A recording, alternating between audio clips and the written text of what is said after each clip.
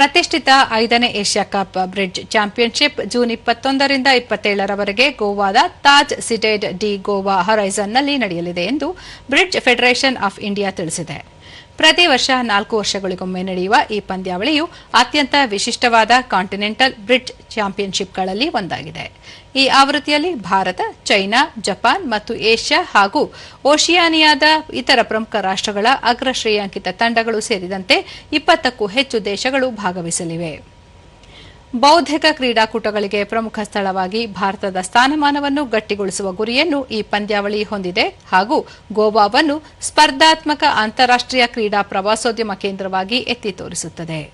ಸ್ಪರ್ಧಾ ವಿಭಾಗಗಳಲ್ಲಿ ಪುರುಷರು, ಮಹಿಳೆಯರು, ಮಿಶ್ರ ಮತ್ತು ಹಿರಿಯರ ತಂಡ ಈವೆಂಟ್ಗಳು, ಮುಕ್ತ ಮತ್ತು ಮಿಶ್ರ ಜೋಡಿ ಸ್ಪರ್ಧೆಗಳು ಸೇರಿವೆ.